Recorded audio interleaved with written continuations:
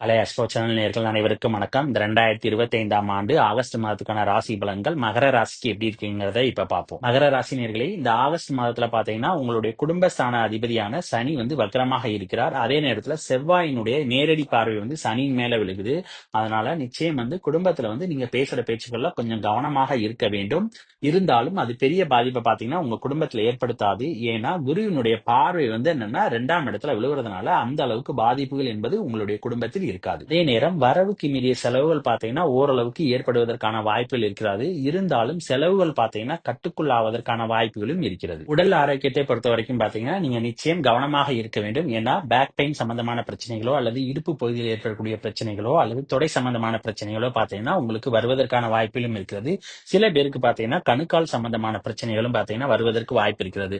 அதனால நிச்சயம் வந்து உடல் ஆரோக்கியம் சம்பந்தமான முயற்சிகள்ல வந்து நீங்க கவனமாக இருப்பது நல்லது. ஏன்னா சனியினுடைய பார்வை வந்து செவ்வாயின் மேல விழுகிறதுனால ஏதாவது உடல் ஆரோக்கிய தொந்தரவுகள் ஏற்படுவதற்கான வாய்ப்புகள் இருக்கிறது. இடம் சம்பந்தமான முயற்சிகள்ல வந்து இந்த மாதத்தில் கட்டாயம் ஈடுபடக்கூடாது. ஏன்னா செவ்வாயினுடைய பார்வை பாத்தீங்கன்னா சனியின் மேல விழுகுது. சனியினுடைய பார்வை பாத்தீங்கன்னா செவ்வாயின் மேல விழுகுது. அதனால நிச்சயம் பாத்தீங்கன்னா ஏதாவது ஒரு விதத்துல பாத்தீங்கன்னா நிலம் வாங்குனீங்கன்னா அதுல ஏதாவது பிரச்சனைகள் வந்து உங்களுக்கு வில்லங்கம் ஏற்படுவதற்கான வாய்ப்புகளும் இருக்கிறது. இல்லைன்னா நில மோசடிகள்ல வந்து மாட்டிக்கொள்வதற்கான வாய்ப்புகளும் இருக்கிறது. இன்வெஸ்ட்மெண்ட் சம்பந்தமான எந்த ஒரு முயற்சிகள்லயுமே பாத்தீங்கன்னா தற்போது நீங்க ஈடுபடக்கூடாது. அதே நேரம் விவசாயத்துல பாத்தீங்கன்னா எதிர்பார்த்த மகசூல்கள் கிடைப்பது கடினம். உத்தியோகத்தில் இருக்கிற மகர ராசி நேயர்களுக்கு பாத்தீங்கன்னா நிச்சயம் வந்து வேலையில வந்து ஒரு நல்ல முன்னேற்றம் என்பது கிடைக்கும். சில பேருக்கு பாத்தீங்கன்னா பதவி உயர்வுகள் கிடைப்பதற்கான வாய்ப்புகளும் இருக்கிறது. காதலிக்கிற மகர ராசி நேயர்கள் பாத்தீங்கன்னா காதல்ல வந்து கொஞ்சம் விட்டு கொடுத்து போகணும். ஏன்னா காதல் ஸ்தான அதிபதியான சுக்கிரன் பாத்தீங்கன்னா குருவோட சேர்ந்து 6ஆம் இடத்துல மறைஞ்சிட்டாரு. அதனால நிச்சயம் பாத்தீங்கன்னா காதல்ல வந்து கொஞ்சம் விட்டு கொடுத்து செல்வது நல்லது. பிள்ளைகளும் பாத்தீங்கன்னா நீங்க சொல்ற பேச்சை வந்து கேட்க மாட்டார்கள். பூர்வீக சொத்து சம்பந்தமாக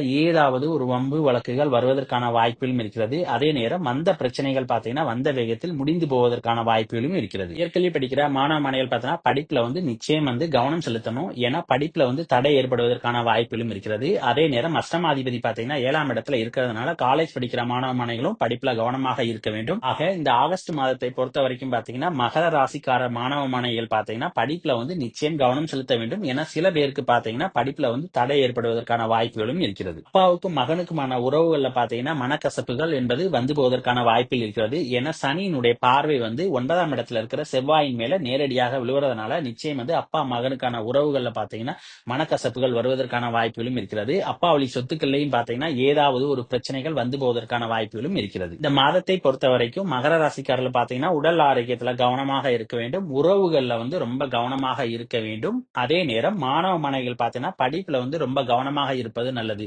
இந்த 3 விஷயங்கள்ல மட்டும் மகர ராசிக்காரர்கள் ரொம்ப கவனமாக இருப்பது நல்லது. அப்புறம் இந்த வீடியோ பிடிச்சிருந்தா லைக் பண்ணுங்க, ஷேர் பண்ணுங்க, கமெண்ட் பண்ணுங்க. மறக்காம பக்கத்துல உள்ள பெல் பட்டனை கிளிக் பண்ணுங்க. தேங்க்யூ.